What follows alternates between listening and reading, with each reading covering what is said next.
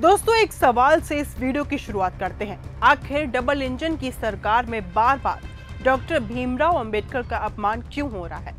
इससे पहले supreme court के चीफ जस्टिस बी.आर. गवाई का भी अपमान हो चुका है। लोकतंत्र का अपमान हर रोज हो रहा है।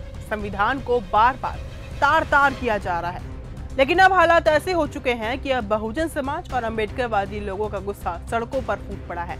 पूरे देश में प्रदर्शन शुरू हो चुके हैं। के माहौल पूरे देश के अंदर है। साफ तौर पर पता चलता है कि बीजेपी की सरकार दलितों के ऊपर अत्याचार कर रही है, लेकिन हम लोग मजबूत होकर इस दलित विरोधी सरकार का मुकाबला करेंगे। आज इसी मामले को लेकर जिस प्रकार से पूरे देश के अंदर दलितों पर अत्याचार हो रहे हैं, हमने आजाद के जिला अध्यक्ष आदरणीय परसराम जी भाटिया और तमाम साथियों के नेतृत्व में अतिरिक्त जिला कलेक्टर को ज्ञापन सौंपा है और हम पुरजोर विरोध करते हैं कि दलितों पर अत्याचार रुके और देश के अंदर लोकतंत्र व संविधान का राज। अब बात करते हैं उन लोगों की जिन्होंने इस अपमान की शुरुआत की। ये वही व्यक्ति है जिसने ग्वालियर हाई कोर्ट में बाबा साहेब की मूर्ति लगाने नहीं दी थी। वो था अनिल मिश्रा। एक और नाम राकेश किशोर का, जो खुद को दलित कहता है लेकिन ऊंची जाति का सरनेम रखता है। इसी ने सुप्रीम कोर्ट में चीफ जस्टिस बी.आर. गवाई पर जूता फेंकने की कोशिश की थी और फिर भी इस पर कोई सख्त कार्रवाई नहीं हुई।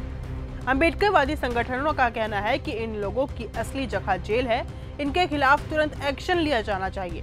हालांकि इसी बीच एक बड़ा बदलाव देखने को मिला है।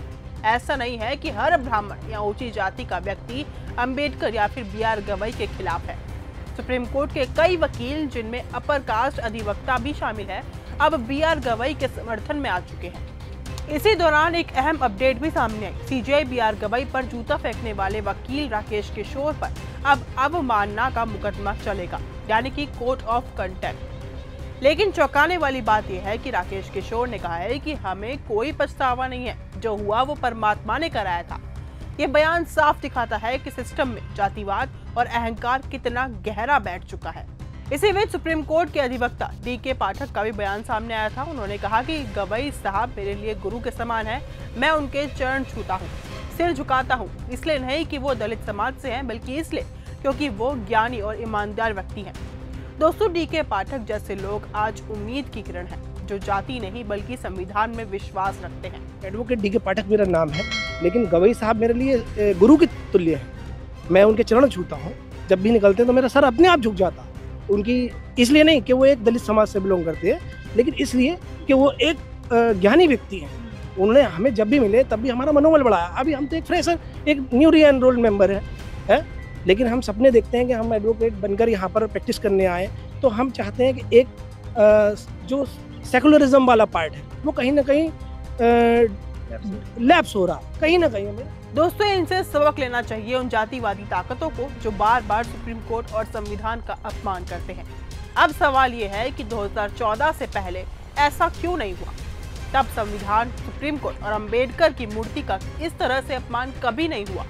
आखिर 2014 के बाद ही क्यों शुरू हुई ये मनुवादी राजनीति? 3 महीने बीत चुके हैं, लेकिन ग्वालियर हाई कोर्ट में आज भी बाबा साहेब की मूर्ति नहीं लग पाई है। कब तक ऐसे जातिवादी लोगों के खिलाफ कार्रवाई नहीं हो पाएगी? देश ये सवाल पूछ रहा है और जब तक इन सवालों के जवाब नहीं मिलते तब तक ये आंदोलन यूं ही चलता रहेगा। दलित समाज का गुस्सा साफ है। उनका ये भी कहना है कि बीजेपी अपने ही पैरों पर कुल्हाड़ी मार रही है। अब इस मामले पर आपकी क्या राय है? कमेंट करके अपनी राय जरूर दीजिएगा। फिलहाल इस वीडियो में सिर्फ इतना ही। देखते रहिए न्यूज़ गंगा। नमस्कार। अगर आपको यह हमारा वीडियो पसंद आया हो तो इसे लाइक और शेयर करना बिल्कुल ना भूलें। साथ ही हमारे चैनल न्यूज़ गंगा को सब्सक्राइब और फॉलो जरूर करें, ताकि देश और दुनिया की हर बड़ी खबर आप तक सबसे पहले पहुंचे।